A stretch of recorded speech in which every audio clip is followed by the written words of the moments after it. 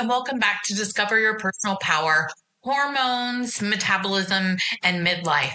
I'm Peggy Moore, a registered nurse and functional medicine consultant, and basically your translator for what your body is actually doing in midlife. I help women in midlife understand their biology so that they can restore their energy, balance their metabolism, and actually feel like themselves again. My goal here is simple. I want you to stop fighting your body and start working with it.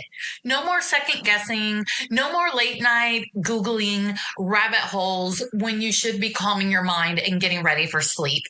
And I stay current on the science and translate it into real life. This actually fits your life kind of information.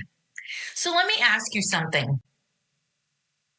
Who is taking care of the woman who is taking care of everyone else? Because if you're like most women I talk to, you're managing a career, supporting your family, remembering everyone's appointments, thinking about your kids, maybe your parents, and not just doing all that, you're the one tracking it, planning it, organizing it, and making sure nothing falls apart. That is mental load. It's the invisible job of being the brain of the household, like having 47 tabs open in your mind at all times, and one of them is playing music, but you can't find it. You're basically the CEO of everything, and yet you're exhausted. Not just I need a nap tired, but why does my body feel like it's glitching tired? And listen, that's not because you're doing something wrong.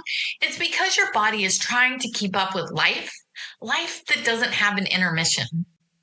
Like if one more person asks you what's for dinner, we might all need a moment of silence. There's actually a name for this stage of life. It's called the sandwich generation, which actually sounds adorable, like we're all just out here enjoying lunch. But in reality, it's more like holding everything together while being slightly emotionally toasted. Women in midlife are often carrying the highest load of their entire lives. More unpaid labor, more emotional labor, more invisible planning. And here's the part that matters most. Your body keeps score. There's even a book about it by Bessel van der Kolk that explains all about it. But for right now, I want you to realize that when your brain perceives this constant demand, it activates your stress response. Cortisol goes up. Now, cortisol is not the villain. Cortisol is like that one friend who shows up when you need help. But if she moves into your house and never leaves, then we have a bit of a situation. Because when cortisol stays elevated, we start to see weight shifting toward the midsection, blood sugar swings like, hello, 2 p.m. crash, sleep that suddenly has opinions, thyroid slowing things down, energy that feels unpredictable. And your body is not doing this to punish you. It's doing this to protect you. It's basically saying, hey, things feel like a lot right now, and I'm going to switch into survival mode to take care of you. Now, let's make this simple. Picture your body like a dance floor. Your hormones, metabolism, and nervous system and gut, they're all dancers. And when things are working well, it's smooth, coordinated, and beautiful, like a well-rehearsed routine. Everyone knows their part, the music is steady, life feels manageable. But then stress stays high, sleep gets off, meals get irregular, and suddenly the music speeds up. The lights start flashing. And someone changed the choreography without telling anyone. Now your hormones are like, wait, are we doing salsa or survival mode? And the dancers start bumping into each other. And that's when you start to feel a little off, tired, out of sync, like your body lost its rhythm. So this is when we change the conversation, because the answer is not more discipline, more restriction, more pushing. That's like yelling at the dancers when the music is the problem. The real answer is support the overwhelmed system, slow the rhythm down, and help your body find its timing again. One of the most powerful and honestly underused tools we have is your circadian rhythm. Your body is designed to follow a natural pattern. Morning, cortisol rises. You wake up and are ready and you get going. Nighttime, your cortisol should lower and you wind down, ready to rest, sleep, and reset. But what do? We override it with late nights, scrolling, stress, skipping meals, coffee carrying the entire operation. And now your body's like, I genuinely have no idea what time it is. Are we thriving or surviving? So we need to reset the rhythm. And we do that by getting morning sunlight right into our eyes. This tells our body that we're starting fresh. Morning sunlight acts like a reset button for your internal clock.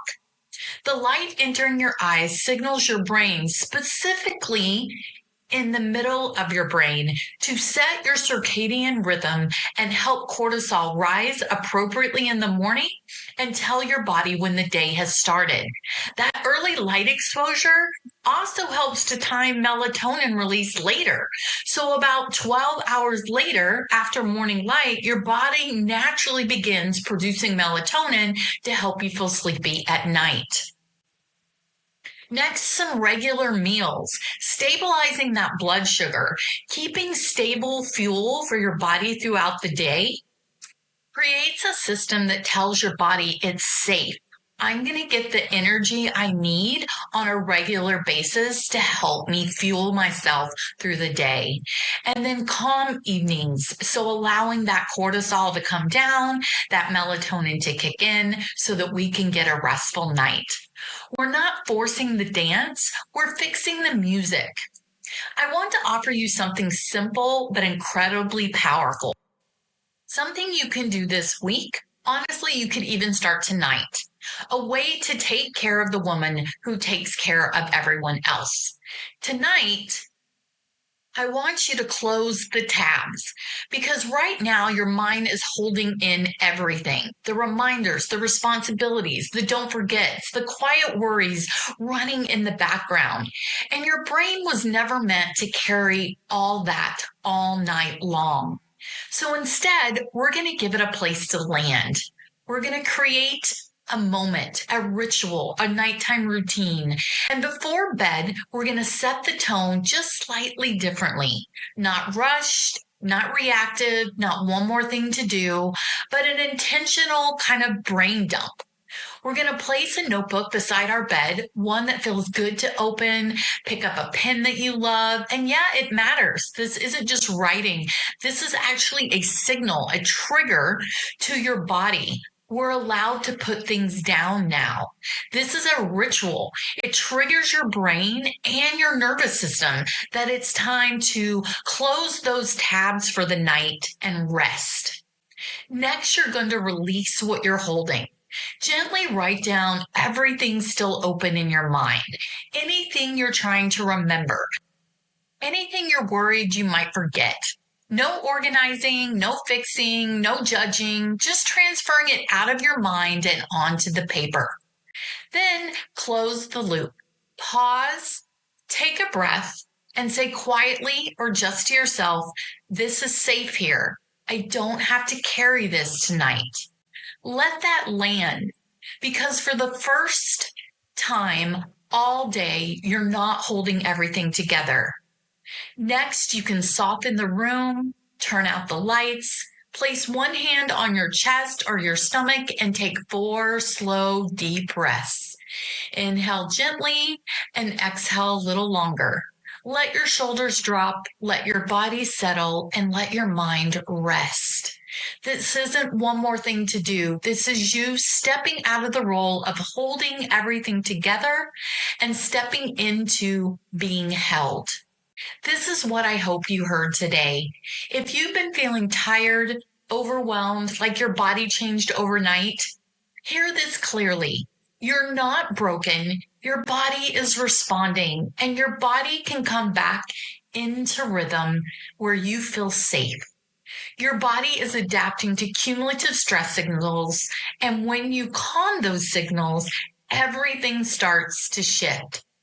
You don't need to punish your body. You need to help it feel safe again. And when it does, it becomes so much more cooperative. Midlife is not a metabolic betrayal. It's a new rhythm. And when you understand that rhythm, everything feels less confusing.